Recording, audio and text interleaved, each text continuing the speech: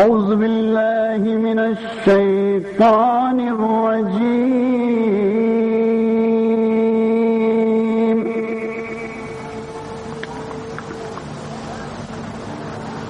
بسم الله الرحمن الرحيم.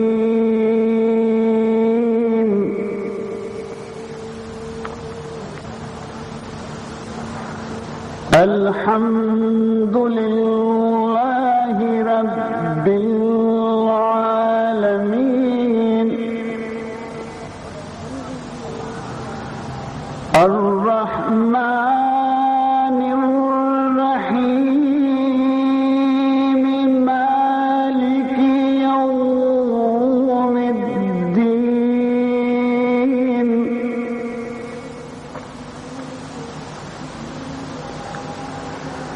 إياك نعبد وإياك نستعين. اهدنا الصراط المستقيم صراط الذين أنعمت عليهم غير المغضوب عليهم ولا الضالين.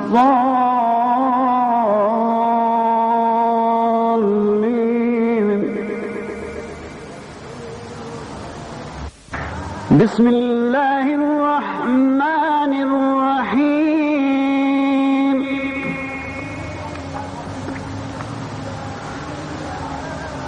الله لا إله إلا هو الحي القيوم.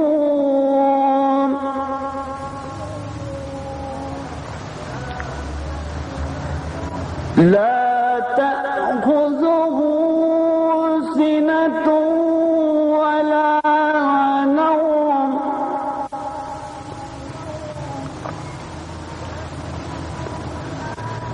له ما في السماوات وما في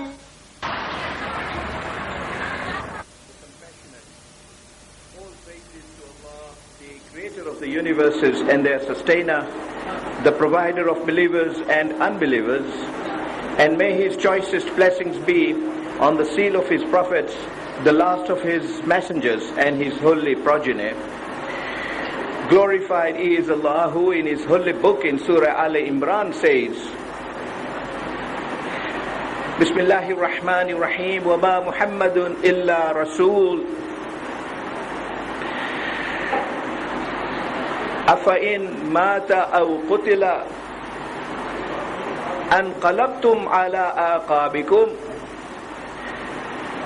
ما محمد إلا رسول قد خلت من قبله الرسل أفإن مات أو قتل انقلبتم على أعقابكم. The holy verse, in this holy verse, subhanallah wa ta'ala says, the holy prophet is nothing but a messenger of Allah. And there have been many messengers before him who have passed away. So if the holy prophet were to die or to be killed, will you then turn on your heels? That is a surah with direct reference to what happened in Uhud.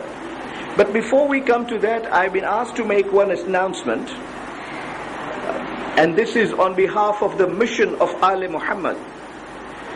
New religious classes every Sunday at this masjid have been started. They take place in this masjid and other centers in Bombay.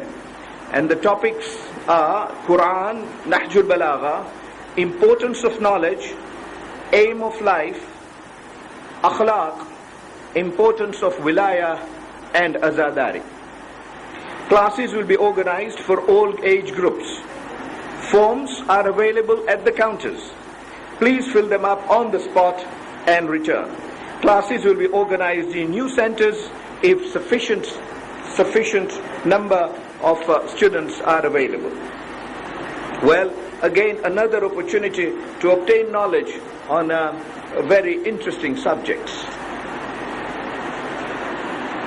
Before we go to Uhud, permit me at least to say one or two things to wind up my discussions yesterday on Badr. Badr is indeed perhaps the most, I was going to say one of the most, but perhaps the most important battle in which the Holy Prophet was made to engage. This is because, as you saw, not only was Islam just in its infancy, it was the first attack that the non-believers made on the Holy Prophet and his army, in the belief that this is an inexperienced group that we will deal with and surmount in no time. Hence, success in that mission was of the greatest importance. If, God forbid, things had gone wrong, and if on that occasion the Muslims had lost, you can imagine what universal massacre would have followed. Indeed, the purpose of that attack was twofold, as you know.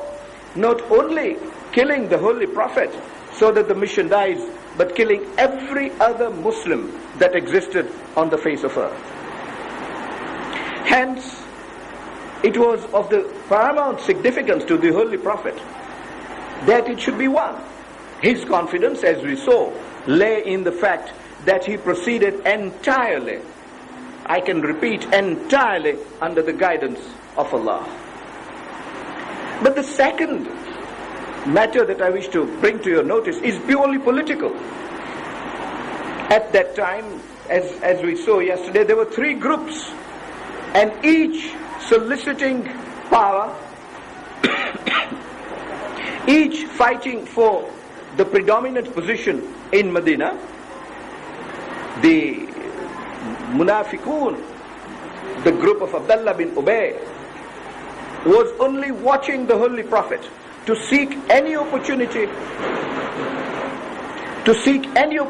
that would be available to usurp power and replace the Holy Prophet. And so were the Jews, and we will see more of the Jews.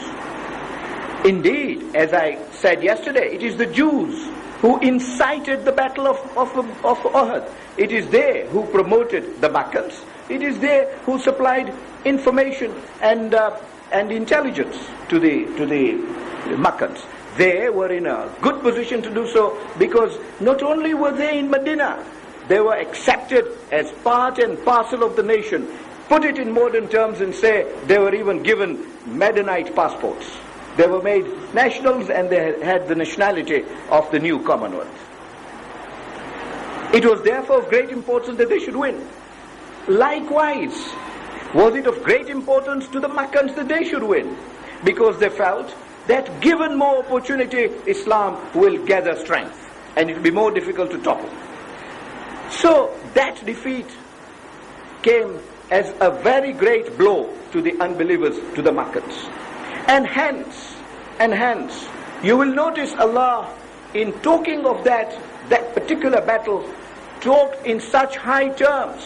The words in the Holy Quran that we looked at yesterday said, لِيُحِقَّ الْحَقَّ وَيُبْتِلُ الْبَاطِلِ وَلَوْ كَرِهَ الْمُجْرِمُونَ. Well, the non-believers were not going to be content with that defeat.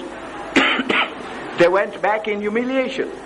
But when they went back in humiliation, soon Abu Sufyan swore that he would not even go near his wife until he revenged it. And the only revenge he took was to come back one night.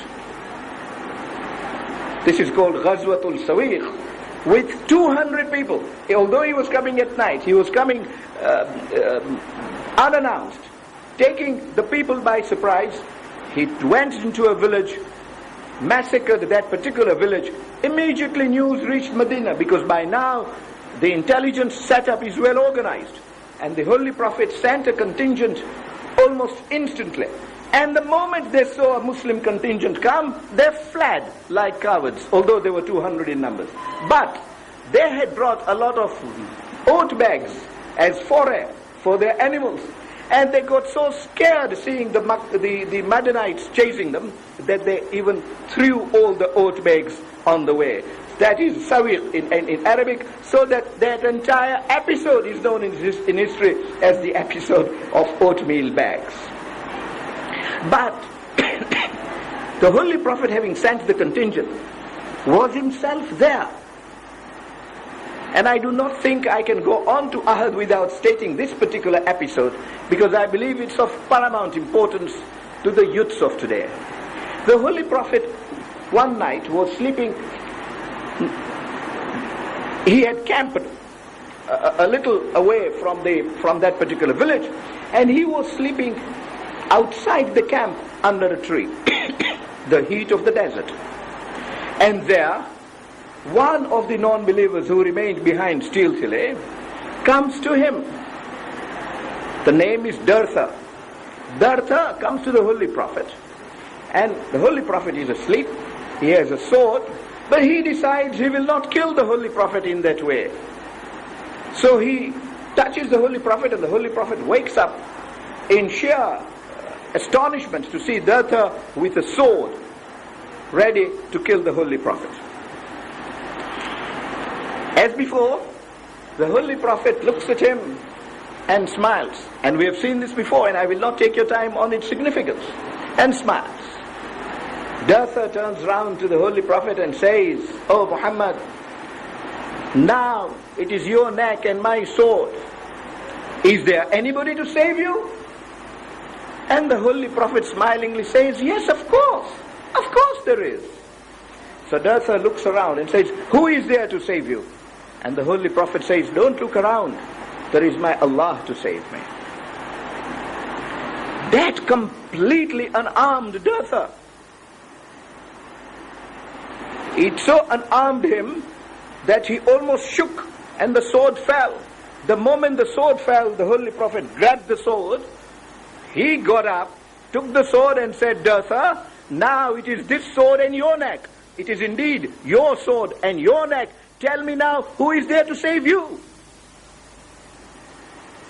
And Dartha says, "O Holy Prophet, Ya Rasulullah, nobody but you, and I bring faith to your religion now."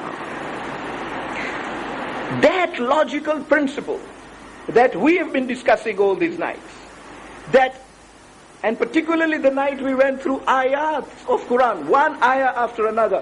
We went through a range of what was said in Yasin, a range of what was said in Waqiyah. We couldn't touch Rum because the cock did not allow us. Otherwise we would have gone through those wamin ayatihi verses.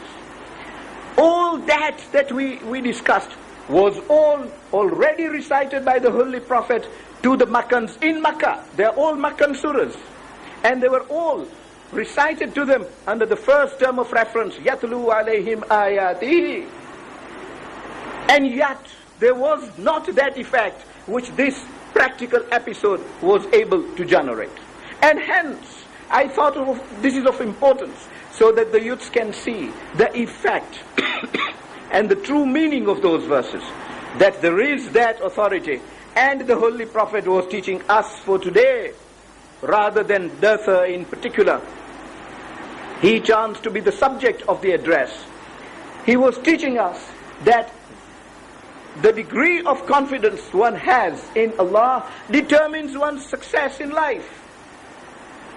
Because all that the Holy Prophet had at that time was his tawakkul, his faith in Allah, that He is there to defend him. And he answered the question of Dartha so spontaneously, so naturally, without a second thought, so instantly, and yet so serenely and so confidently.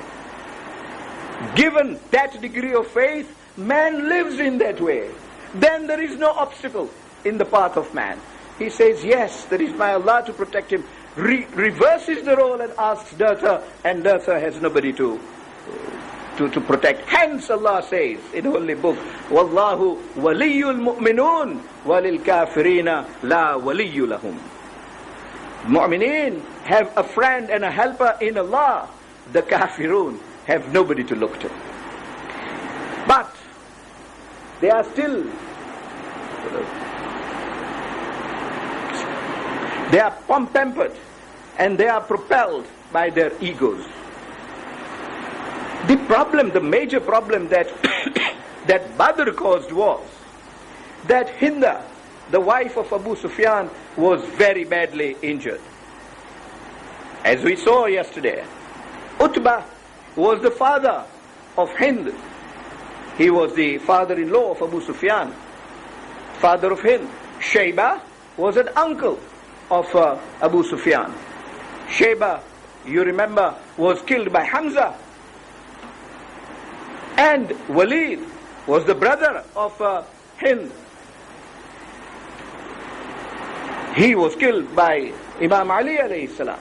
And indeed, Utbah himself was killed by the joint efforts of Imam Ali and Hamza. Hind therefore felt the severest blow. To her, her father, her uncle, her brother were all killed by these just couple of Muslims. So, she vowed that she will not rest in peace until she gets them killed. And she, of course, the first victim of her solicitation would of course be the poor husband. But he wasn't only a poor husband, because he had so much depth of poison and venom within his own system. So, efforts were started to take another army to Medina. Indeed, when Abu Sufyan was leaving Badr, I didn't want to go into details yesterday, nor today, but it's cropped up, so let me say this. I was reserving material on Imam Ali alayhi salam for next year, so that we make progress on the role of the Holy Prophet. As Abu Sufyan was running away from Badr, Imam Ali was chasing them to ensure that they do not return an attack, to make sure that they do go. This is within the battlefield itself. And as he was running, he turns back to Imam Ali alayhi salam and says, "Oh Ali, I am running away now, but within a year we will be back with greater strength, greater number of people to come and see that we exterminate you." Imam Ali's answer was so serene. He turned round and said, "Hasbunallah wa ni'mal wakil." For us, our Allah is enough, and He is enough of a protector. You can see the same spirit and the same thread of golden words webbed together. The point I wanted to make was that whilst that was the confidence on the Muslim side, based entirely on faith, on tawakkul, the kuffar were not at peace. They then made up their minds that they will come back. This time, they had the full support of the Jews. The Jews were very badly injured, as we partly discussed yesterday, and we will touch on them time permitting today. But tomorrow, inshallah, we will get into Khandaq, and time permitting, we shall deal with Khaybar, not to discuss the battles again, to discuss the role of the Jews and what they meant. And why, when the Holy Book mentions the Jews in the manner in which it does, what is it that prompts those harsh words, and those strong words that are used against the Jews? We need to know this, so that when we are confronted by questions from the Jews, we have ready answers, as they already exist in our books. And it is these very Jews, the Bani Kainuka and Bani Nadir in particular, who supplied information and armaments to the Makkans. It is also believed by some historians that they even formed part of the garrisons of the Makkans.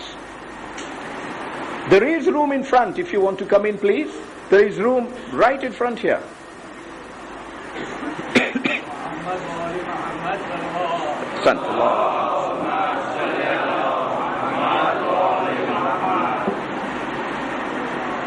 A contingent of 3,000 people. 3,000 strong this time. You remember there were 1,000 in Badr. Tripled to 3,000 people moving in. The Holy Prophet was in Quba,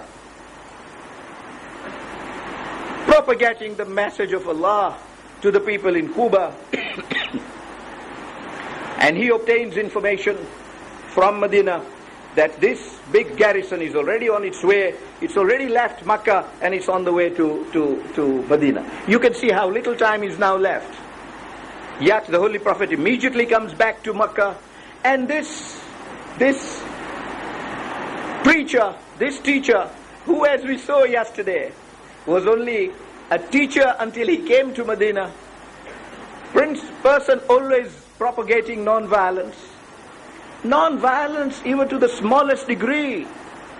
Don't hit your child unless you've got to do it to correct him. Speak to him lovingly and correct. That was the teaching in Masjid al-Nabawi. That was the teaching there. Allah will not be happy with you if you hit him. He is preaching in Masjid al-Nabawi. He hears a little child crying. Well-known episode. I'm only putting it in to give emphasis to my point. Here's that little child, comes out and says to the teacher, why is this child crying? Why did you have to smack him? Couldn't you teach him without using your hands? That is the loath the Holy Prophet had to anybody using hands. And when it was a husband using hands on a wife, he would almost go red in the face. He would almost think that an unforgivable offense has been committed. How can one in authority, whom Allah has made the bread earner, in whose hands Allah has kept the capacity to feed his family, use hands on them? To him the skies have collapsed. He would say, do not even speak to your wives in an abusive way. Do not speak to them in a demeaning way.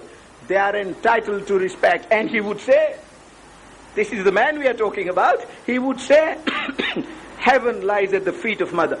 Who hasn't heard that proverb of the Holy Prophet? Heaven lies at the feet of the mother. And he would say that if you want your children to respect their mother, because heaven lies at the feet of mother, how will they respect the mother if you do not respect that very lady yourself? That is the person we are talking about. Not only non-violent himself, but a teacher of non-violence. Not only a teacher of non-violence, but somebody who scares others to be non-violent, so that on the day of Qiyamah, Allah does not become violent on you. And that is what he kept saying. That man is now suddenly faced with such situations. But as I said, from a teacher he proved himself a competent captain, and from there a shrewd statesman, and thence to a general. But the test came in Uhud. 3,000 people coming in, he suddenly had to decide, what do we do? Do we go out and meet them? Or do we let them come into Medina and fight them here on a home ground? There were two opinions. Ultimately he decided he will not let them in. The lives and liberties of the women in Medina was supreme. Again, consideration of those in the family, the women at home, who must be protected, who must be preserved, and who must be respected. So, he decides to move out. And when he moves out with a contingent of 1,000 people. Well, the 313 in Badr have become 1,000 in Uhud. Still, far fewer in number than the kuffar. Not only that, the ammunition, so limited. Horses again, so few. And so few camels. So you really have the footmen rather than the cavalry. And yet he moves out. On the way, just as they are out of Medina, Abdullah bin Ubay plays his tricks, the munafiqun, and he deserts the Holy Prophet. 300 of them went out, and the Jews did not help either. You will remember the common man's charter that the Holy Prophet gave. Clear stipulation that if Medina were to be attacked, the Jews will join the Muslims in defending. That didn't. Not only that they didn't, those who did walked out on the way, leaving the Prophet to go by himself. That is desertion from army, and they were not punished for it. Not only that, you remember the first clause relating to the Jews. Nobody will even insult them. Nobody will even abuse them or be vexatious to them. You heard yesterday how poetry was coined to insult Muslims and Muslim women. Despite these breaches, the Prophet let them go. Only 700 now move on, and they find, as they move on, that the enemy is already into the mountain of Uhud. So, in the valley of Uhud, the Holy Prophet stops his garrisons. Again, like in Badr, the standard is in the hands of Imam Ali alayhi salam. And this is unanimously reported by historians, including Ibn Hisham and Ibn Athir and Tabari. And the battle starts then. Few in numbers they were, but the Holy Prophet knew that there was a pass on the rear left flank of the Muslim army. And he decided that that pass was a dangerous place, because the enemy was able from the mountains to go around, come behind the Muslims. And the situation could well be that the Muslims were then being attacked from the front and from the behind. And that would have been an unsufferable and an indefensible position from which to fight the enemy. So he kept 50 archers there, saying, you will not move here until I personally come and tell you that you can move. You do not move from here. Whatever happens, glue yourselves to this place, because the enemy can come from behind. You will protect. The moment you raise a cry, we will know they're coming from behind, and we will attack them together, you and us. And they promised the Holy Prophet that they will not move. The battle starts. Of course, when it starts, the Imam Ali alayhi salam, the standard bearer, goes and attacks the standard bearer of the kuffar. and Talha was the standard bearer. And perhaps I did not want to go into the details of the battle at all, but I will only mention this because youths may have heard an episode, and it is fair that they should know it in full, at least that part of episode, which is normally stated in terms which are unclear, stated indirectly, and if the facts are not known, it's not easy to understand. Talha was the name. That name is not usually given. He was the standard bearer, and Imam Ali alayhi salam, fighting with him, at one stage avoiding a stroke from him, bowed and gave him a stroke on his legs. The legs were cut and the standard bearer was on the ground. But in so doing, his undergarments became loose and the fellow became naked. What Imam Ali alayhi salam wanted to do was to climb on him then and kill him. The moment he became naked, Imam Ali turned his face and went away. I thought this is an episode that is known, that when an opposite soldier did this, and it is normally said that he did so deliberately, he didn't. He didn't do so deliberately. These are the circumstances in which it happened. Imam Ali alayhi salam turns round and goes back. Later on he was questioned about it. Later on he was questioned about it, and he said, how do I approach him when he was already naked? But then something more serious happened, and he was asked, Ya Ali, what was that? And this is the student of the Holy Prophets. He was asked, what is it? He said, Utbah told me, Ya Ali, you see I've gone naked, but not only that, now have mercy on me. And then Imam Ali alayhi salam says, when the enemy tells me, now have mercy on me, how could I continue to hit him? That was the ethics of the battle. It is all very easy to have a Geneva Convention on protocol, on the rules of war. But show me one article which says that if the enemy pleads for mercy, you will let him go.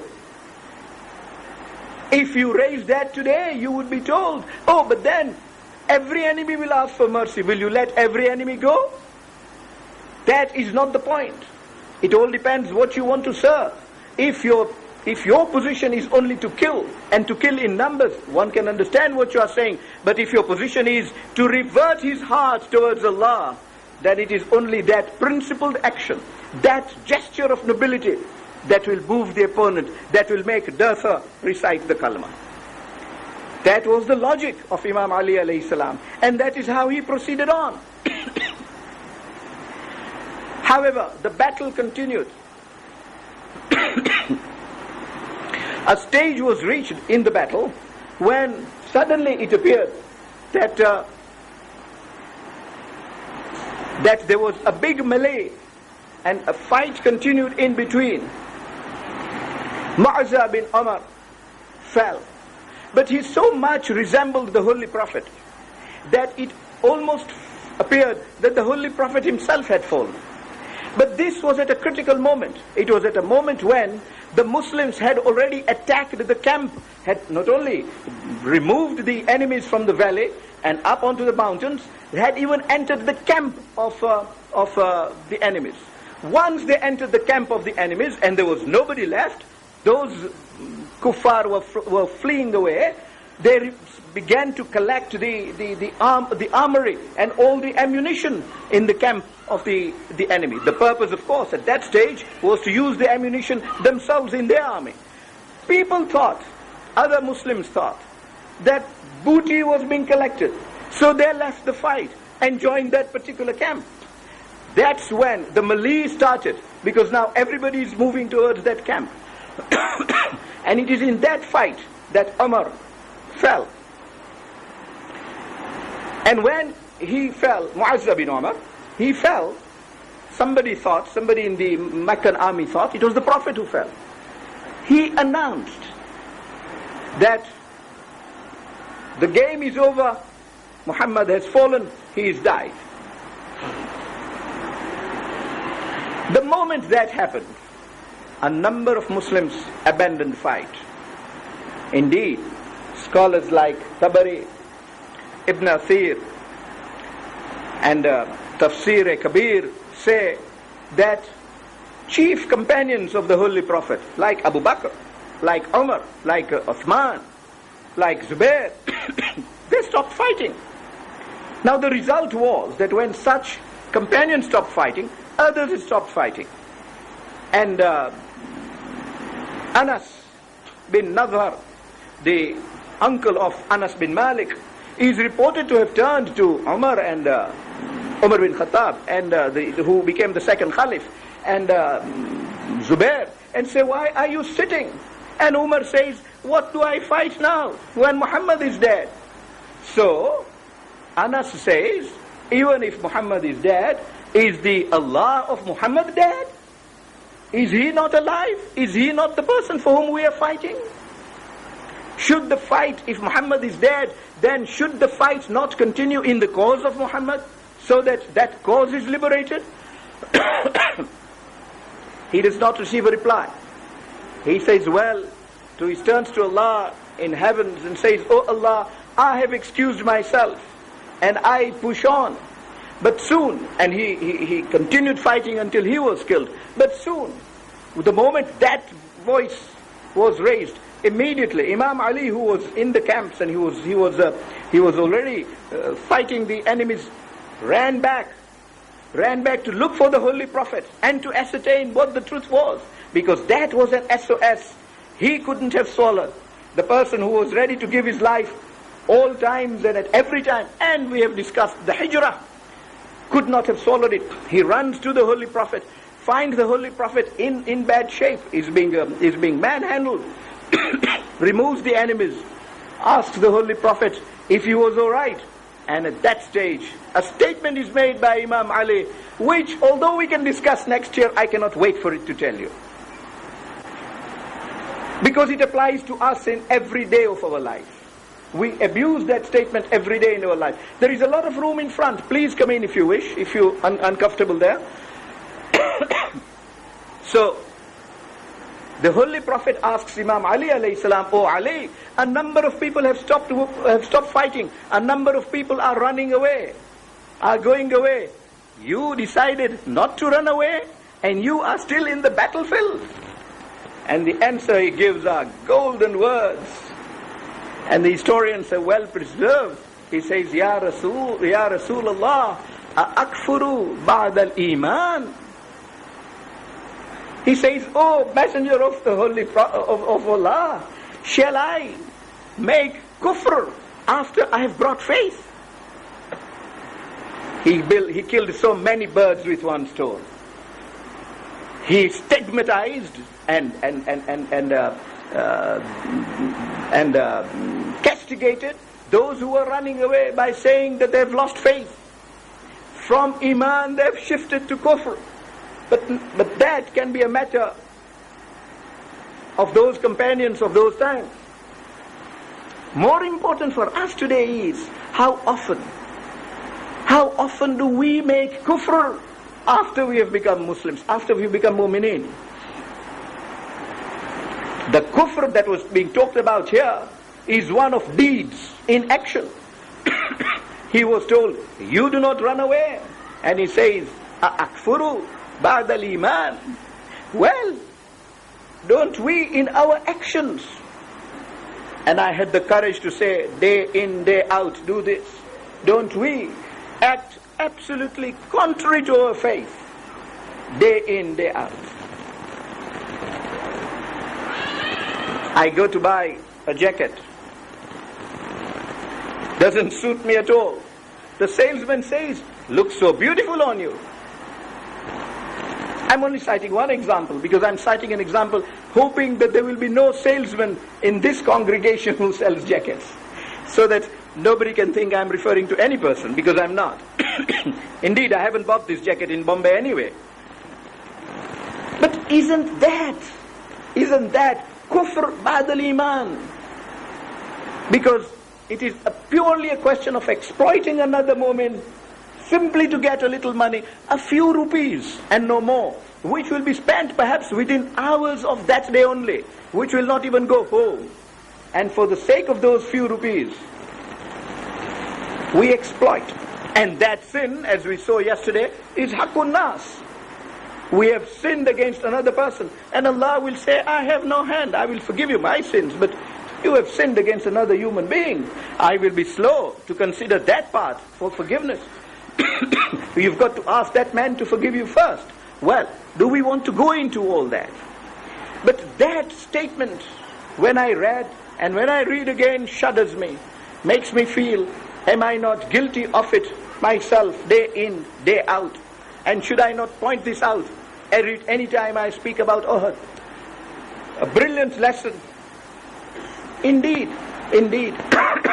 When we will discuss Siffin, we will see how, when time was not right, Imam Ali alayhi salam hears the muazzin, he says, "Stop the battle, I'm saying my prayers." His people tell him, "But those people, the Muawiyas, will not stop battle. This is not a time to pray, Ali. This is a time to fight." And Imam Ali smiles and says, "What are you talking about? I'm only fighting this battle for the sake of this salah. If this salah did not exist, I would not be here to fight Muawiyah at all. And you are asking me to keep fighting him when it is time for salah?" Might he again have said, "Akfuru ba'd al-iman," except that there was no holy prophet to address those special words to. Well, that is the level at which he puts salah. That is the level at which he puts salah. And if we with impunity can make it qaza, I'm not saying we do not recite. Far be it from us that we shouldn't recite. But with impunity, for the slightest of reasons, traffic on the road, if that alone can make us make that salah qaza, we need to remember that, do you mind coming up? Because people behind are being squeezed when there is so much room here. Thank you very much.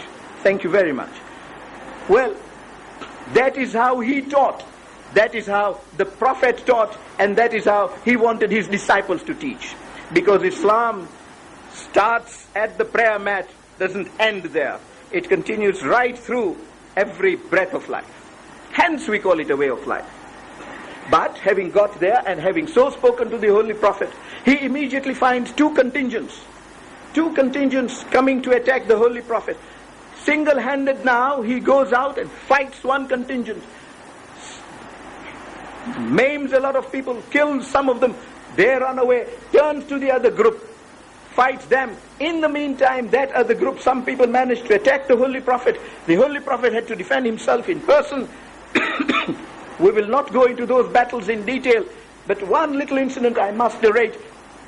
In that course of time, somebody throws a stone at the Holy Prophet from distance. You can see Karbala only being repeated in what happened at Badr and Uhud. I said it yesterday, I'm saying it today, I'm sure I'll be able to say it tomorrow.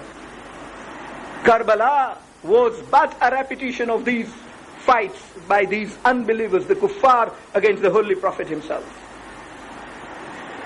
And this time we have Abu Sufyan in Uhud. Abu Sufyan, the grandfather of Yazid, fighting the Holy Prophet, his grandson fighting the grandson of the Holy Prophet in Karbala. The scenario are such a similitude.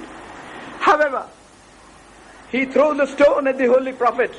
The stone hits the Holy Prophet on his lips, tears the lips, and breaks two upper teeth of the Holy Prophet.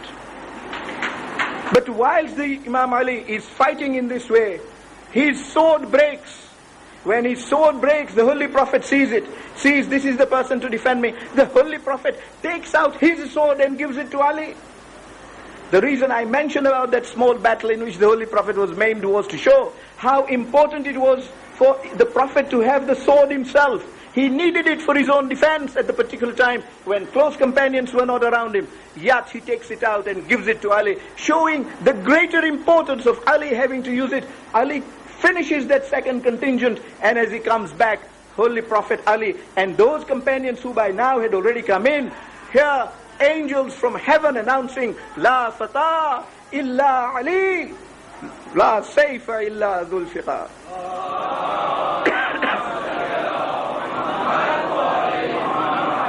That was the incident at which this particular shi'r was coined, and it came from the heavens. However, the Imam Ali alayhi salam immediately attends to the needs of the Holy Prophet. He goes and brings water in his shield. And it so happens that he suddenly sees Fatima salamullahi alayha there.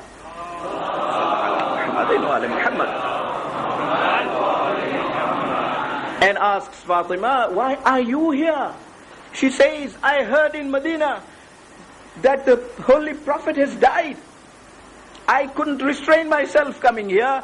That was the purpose why Fatima was there. And Imam Ali alayhi salam says, come, I will take you to him. He is safe and sound. And he will be pleased to see you. But I must be there because the enemies have not yet gone. In the meantime, Imam Ali joins other companions to see those attacking go on. And all this problem arose really because those who were guarding the pass left the pass thinking they are missing the booty. The enemy was able to come from behind. Muslims were being attacked from front and behind. And yet, historians keep saying that Uhud was a setback for the Muslims. And I wonder how. Because although they had the advantage of being able to attack the Muslims from front and behind, the Muslims were not only able to defend themselves, were able to make them flee from there. I say this because this is a general statement being made that the Muslims lost Uhud. Historically, I submit that is not the true scenario of the situation. And I thought I put it to the youth today so that they too can consider the situation from that angle. Indeed, the Muslims remained intact. What was the battle about? Let us take the scores. What was the battle about? The battle on the one hand was, the battle again was started by the kuffar. Nobody is now saying that the Muslims started it. The criticism of spreading by the sword arose in Badr, does not even arise in Uhud, because there is no question about the fact that they came to attack the Muslims. But in the course of that attack, what did they want to achieve? They wanted to achieve two things. They wanted to kill the Prophet, and two, they wanted to kill Islam and the Muslims. The Prophet survived. He remained intact for 10 years, at least 9 years after that event. Not only that, If not tomorrow, day after tomorrow, inshallah, we might reach Hudaybiyah tomorrow at the most, but day after tomorrow then, inshallah, we will see how he re-entered Makkah. So far from killing him, they made bay'ah to him. Whether they did so sincerely or hypocritically may be a different matter that we will discuss. But they actually made bay'ah to him. So on that score, they totally lost. Insofar as the Muslims are concerned, alhamdulillah, we exist till today. Insofar as Islam is concerned, the flag of Islam is flying till today. Who lost that battle? Who indeed lost that battle? They ran away from that field.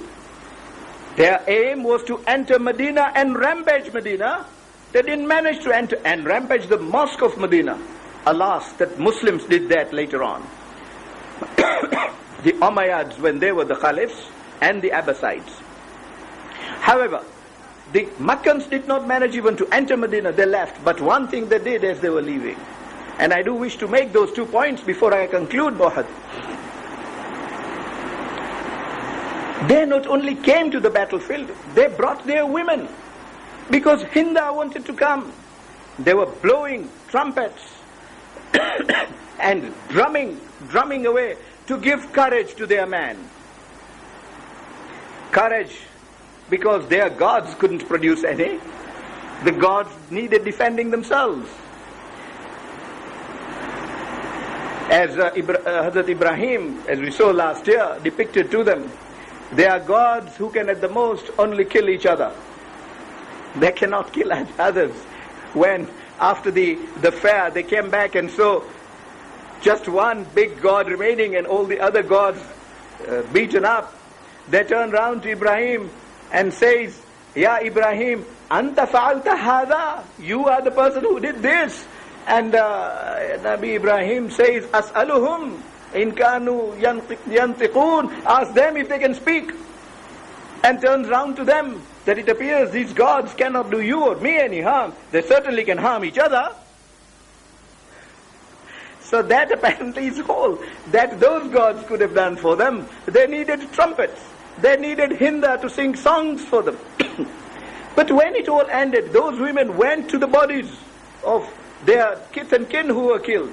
Hinda moved on to the body of Hamza. And spare me this cruelty, but you must not. Bear with me to hear this cruelty, that she not only mutilates the body of Hamza, she removes the liver of Hamza and starts sucking blood from it. In literal words, she was bloodthirsty of the blood of Hamza. Hearts and organs of Muslims were removed by her to make necklaces and earrings. I dare say she only depicted the era that existed before the coming of the Prophet. I think it is a shame to humanity that human beings who were around there did not turn around and say, we humans will not associate with you. Hence do I say that the first charter of human rights came from the Prophet. And when we discuss the Christians, if we finish with the Jews tomorrow, we shall deal with the Christians, inshallah, day after tomorrow. And we will see what their role was. And there was a charter given to the Christians, as much as there was a charter, a pact made with the Jews. However, she did that. When the Holy Prophet saw the body of Hamza, he was grieved. He was badly grieved. The Holy Prophet arranged for the funeral of all the Muslims, recited prayers on their bodies and got them all buried. And then news arrives suddenly. News arrives that Abu Sufyan has not gone back to Makkah. Typical of his tricks. He stopped only 8 miles away. His idea is to come back and give a surprise attack on the Muslims once again. You see, they were still reeking from their failure. They were still feeling they couldn't achieve what they wanted to achieve. True, they killed a few Muslims, but then a few of them were killed also. They couldn't feel the sense of conquest. News came, indeed. One person from the army of Makkans came to give news, to say, "O Holy Prophet, Abu Sufyan says that he is coming back in no time." The Holy Prophet says, doesn't scare us, because Hasbunallah wa ni'mal wakil, ni'mal mawla wa ni'mal nasir. I was hoping you would finish the quotation from Quran, from a glorious ayah from Quran, saying, Allah is enough for us, and He is a great protector of ours. Ni'mal mawla, He is the best of masters and the best of protectors. Wa ni'mal wakil, wa ni'mal nasir, and the best of helpers. This person could answer no more. He left. But the Holy Prophet immediately said, we can take no chances with Abu Sufyan. The Holy Prophet took a small garrison out, including 70 people who were already injured, who were already wounded in that battle. The wounded said, we will come with you. Stood up and marched on, because you march not with the strength of your body, because you have bled, you're wounded. You march with your spirit. When they got there, they saw no sign. They saw no sign of Abu Sufyan or his army. Yet they remained there for a while. Allah again sings songs of praise in Surah Ali Imran for these people. He says, فَزَادَ لَهُمْ إِيمَانًا. When they did that, when they were threatened, yet they moved on like that, their faith was even further enhanced. وَقَالُوا, they kept saying, حَسْبُنَ اللَّهُ وَنِعْمَ الْوَكِيلُ. And they returned with greater blessings. نِعْمَةً مِّنَ اللَّهِ وَفَضْلٍ لَمْ يَمْسَسْهُمْ سُوءٌ. And not one of them was even in the slightest injured by virtue of that attack. Indeed, they earned the Ridwanullah, as the ayah says, Wallahu dhul fadlil azim. He is great granter of a grace. However, that having happened, and the Holy Prophet having come back to Medina, he hears people wailing. The companions of Abul Shahab, a number of people of that tribe were killed, and the women had gathered and were wailing and crying over their kith and kin, and the Holy Prophet also started crying, and he appeared greatly distressed. The companions asked him, saying, these were but martyrs, a number of martyrs have been killed. Why are you so sad? And why are you crying? He said, all these people are crying on their relatives.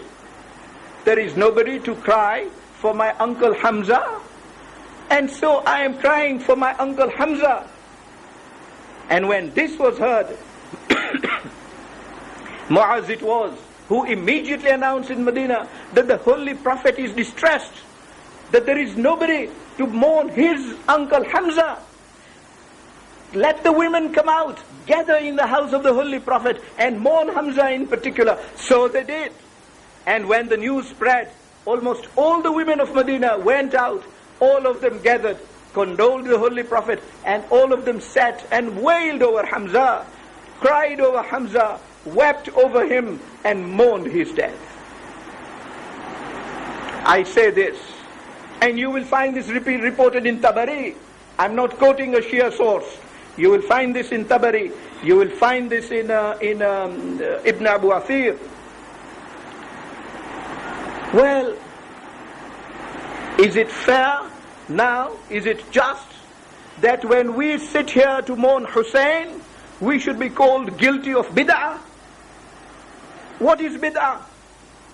Bid'ah is an innovation, creating a right or wrong which the Holy Prophet didn't, which Allah hasn't commanded. That action contrary to the command of Allah or the sunnah of the Holy Prophet is bid'ah. Shall I tell you the reverse? Acting in accordance with what the Holy Prophet did is a sunnah. If the Holy Prophet called people called the women to sit and weep and wail over Hamza, then following that precedent is sunnah and cannot be bid'ah.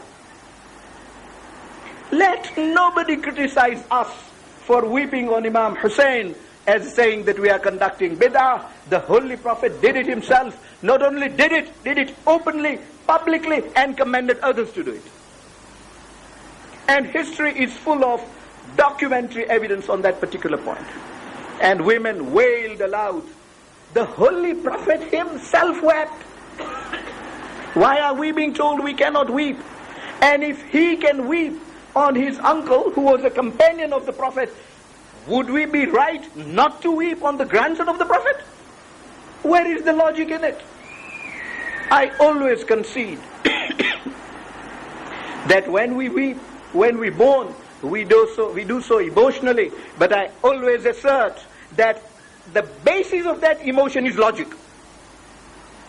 Is not only logic but compliance with the will of Allah, because the Holy Prophet would not have behaved as he did but for the will of Allah. He is not a prophet if he will take one action, according to our faith at least. We confer on him isma, astaghfirullah, we do not confer, but we believe that isma has been conferred by Allah on the Holy Prophet, so that every action of his is faultless, flawless. Fatima alayha salam was called in. She sat and wept over Hamza. Indeed, it is said that she even made a tasbih of beads made out of earth from the grave of Hamza. Why are we being criticized to make sajda on the earth from Karbala? Why are we being criticized for moving the rosary of earth made from Karbala? And this she did in the very nose of the Holy Prophet. At the very nose of the Holy Prophet. Hence, when she did this, when the time has come, when the time came and continues till today, to mourn her grandchildren, we do not hesitate to do so. We do not shrink from doing so. We do so and do so publicly. Because we know that in so doing we are acting on the sunnah of the Prophet. And why not? And why not? The entire household of Bibi Fatima alayha salam was to be destroyed in Karbala. The entire household. Her eldest son Hassan alayhi salam, may Allah have peace on him. Hassan was tortured all his life. I've had occasion to speak about him at some time, I think in 1995 in Rizvi College. But briefly. And inshallah, if occasion arises, we shall speak about his life. For the moment, suffice it to tell you that not only was he eventually poisoned, when on that night he calls over Imam Hussein and Bibi Zainab alayhi salam, Imam Hussein reports, when I got to his bedside, I found him vomiting. And when I found him vomiting, I did not find him vomit food as we normally do. I found him vomiting pieces of his liver. Pieces of his liver coming out of his mouth. And Imam Hussein turns to Imam Hassan and says, Ya Hassan, what is this happening? And Imam Hassan says, they have poisoned me. They have poisoned me, and this, what is coming out, is as a result of that poison. Oh Hussein, I have called you to give me my wasiyah, because I have but a few hours left in this world. Imam Hussein is grieved. Imam Hussein is grieved. Imam Hassan alayhi salam says to him, Oh Hussein, why are you so grieved? I am lucky in the sense that at least I had something to drink. True, it contained poison, but I had something to drink, something went down my throat. When you will be killed, there will not only be nothing going into your throat, you will tell Shimr, Itini sharbatan min al-ma'i. All you will have will be water. And Ya Hussein, you will not be given water. But oh Hussein, when that day comes, do not spare my Qasim. I will not be there to make a sacrifice for you. Alas, I will not be in Karbala with you, but my Qasim will be there. And Hussein, on that day, whatever happens, do not deprive Qasim of that role of Shahada. And when that day came in Karbala, on the day of Ashura, Qasim went asking for leave. Says, oh uncle, I too must go and fight. And Imam Hussein says, Qasim, whenever I see you, I remember my brother Hassan. What happened to him? Qasim, how do I let you go? How do I let them kill you and torture you? And Qasim is in problems. Ultimately, he gets leave only by producing a letter of his father. Seeing the letter, Imam Hussein remembers the words of his brother Hassan, that, oh Hussein, do not spare my Qasim. Qasim is allowed to go, but in what circumstances? Imam Hussein says, oh Qasim, come, I will dress you myself. He takes the amama of his brother Hassan, puts it on the head of Shahzada Qasim, puts round his shoulders the abba of Imam Hassan, turns to Qasim and says, oh Qasim, I can see my brother Hassan revived. Will you go and let him again be destroyed into pieces? And this is what last happened when Qasim was at the end of his war. He called Imam Hussein, Ya Amma Adrikni. Imam Hussein moves out towards the Shahzada Qasim to give him help. He is now already on the ground. But it so happened the enemies are now trying to run away from Imam Hussein, and one finds that enemies of one side gallop onto the other, and those on the other onto the first side, and in between is the body of Shah Qasim.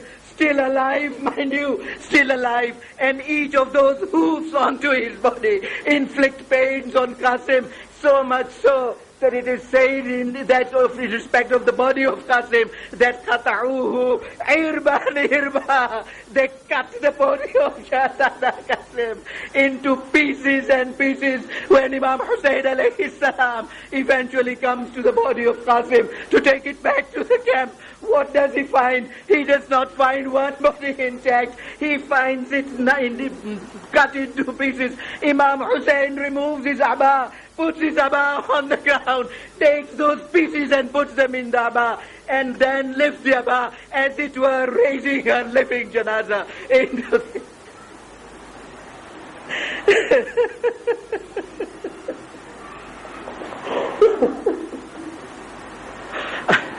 ألا لعنة الله على القوم الظالمين وسيعلم الذين ظلموا أي منقلب ينقلبون إنا لله وإنا إليه راجعون. Fatiha.